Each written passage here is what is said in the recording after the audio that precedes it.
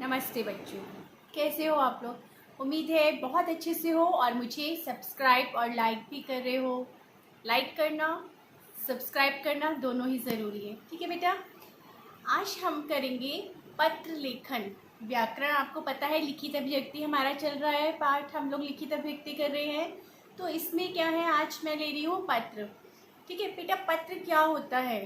पत्र होता है जब हम किसी को संदेश भेजते हैं लिखित रूप में, उसे हम पत्र कहते हैं। पहले के ज़माने में जब हमारे पास फ़ोन नहीं थे, इंटरनेट सुविधा नहीं थी, हम किसी को मैसेज या मेल नहीं कर पाते थे, तो किसी भी अपने सगे संबंधी का या अपने मित्रों का हम हालचाल कैसे पूछते थे। अगर आप अपने नाना नानी से, दादा दादी से बात करेंगे तो वो बताएंगे कि बेटा हमारे टाइम में तो चिट्ठियाँ लिखी जाती थी, है ना। तो चिट्ठियों का अर्थ क्या होता है, पत्र लिखे जाते थे, यानी पत्रों के द्वारा उनमें संवाद होता था। पत्रों के द्वारा ही उनमें आपस में बातचीत होती थी और वो अपने रिश्तों को निभाते थे। आजकल क्या करते हैं, एक मैसेज कर दिया हो गया, या फ़ोन कॉल कर ली या वीडियो कॉल कर ली, ठीक है ना। लेकिन पहले के टाइम में पत्रों का बहुत महत्व था। आज के टाइम में भी पत्रों का महत्व है, लेकिन जो पत्र है वो अब थोड़ा सा बदल गया है प्रारूप, क्योंकि आजकल जो है ऑफिस वगैरह में औपचारिक पत्र ज़्यादा प्रचलन में है और जो अनौपचारिक हैं वो कम प्रचलन में है। ठीक है बेटा, पत्रों के दो प्रकार होते हैं, यहाँ देखेंगे आप लोग। पहले दो पत्र लेखन कहते किसको हैं। पत्र लेखन एक कला है, ये संदेश भेजने का सरल और सबसे सस्ता साधन होता है। ठीक है, पत्रों के प्रकार मैंने आपको बताया। पत्र दो प्रकार के होते हैं, एक औपचारिक होते हैं और अनौपचारिक।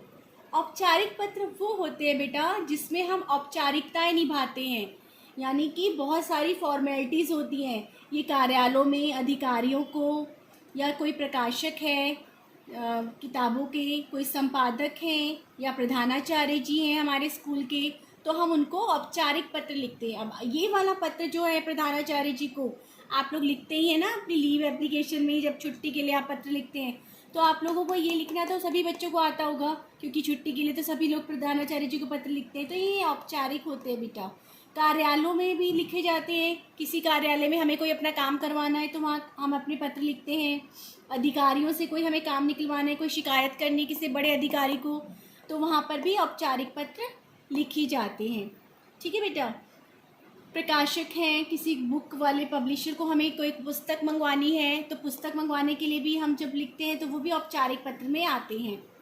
दूसरा देखते हैं बेटा, यहाँ पर है अनौपचारिक पत्र। अनौपचारिक पत्र वो होते हैं जो हम अपने प्रियजनों को, ठीक है, परिवार के सदस्यों को, ये न है बेटा, प्रियजनों को, परिवार के सदस्यों को या मित्रों को लिखते हैं। तो हम क्या लिखते हैं, उन्हें निमंत्रण भेजते हैं, यानी हमारे यहाँ अगर शादी ब्याह है हम उसका निमंत्रण भेजेंगे तो हम उस पर पत्र लिखेंगे, वो अनौपचारिक होगा। बधाई का पत्र लिखा जाता है, किसी की शादी होती है उसमें बधाई देते हैं, या आपका कोई भाई बहन हॉस्टल में रहता है और वो प्रथम आया है तो आप उसको बधाई पत्र लिखेंगे।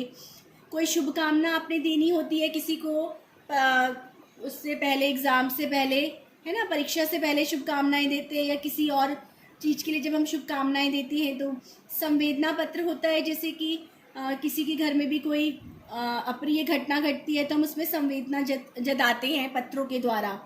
ये जितने भी पत्र हैं ना बेटा, ये अनौपचारिक होते हैं। कौन से, जो हम अपने प्रियजनों को, अपने परिवार के सदस्यों को, अपने मित्रों को, सगे संबंधियों को, ठीक है ना, वो लिखते हैं, तो ये अनौपचारिक पत्र हैं। अब मैं आपको बता देती हूँ बेटा, पत्रों को लिखते समय कौन कौन सी बातों का ध्यान रखना चाहिए।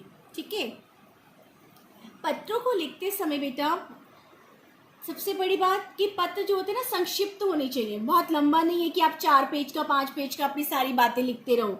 संक्षिप्त पत्र होना चाहिए। पत्रों की भाषा हमेशा सरल सहज होनी चाहिए, यानी सिंपल भाषा यूज़ करनी है आपको, जो सीधी तरह से हमें समझ आ जाए कि पत्रों में हम क्या कहना चाह रहे हैं।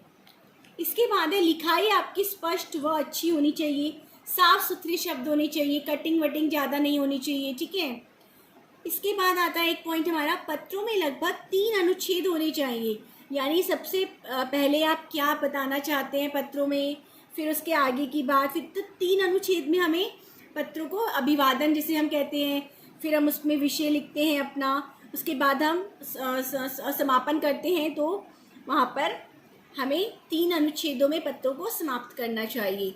ऐसे नहीं कि आप सिंपल एक लिख दो पैराग्राफ और पत्र हो गया। इसके बाद अंतिम आता है बेटा, वाक्य छोटे व सार गर्भित होने चाहिए।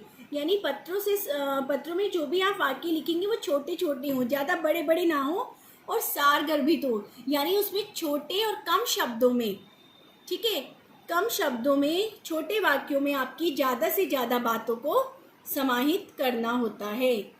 ठीक है बेटा, तो हमने आज पढ़ा पत्र कहते किसे हैं, पत्रों के प्रकार क्या क्या हैं, औपचारिक अनौपचारिक, और पत्रों को लिखते समय हमें किन किन बातों का ध्यान रखना चाहिए।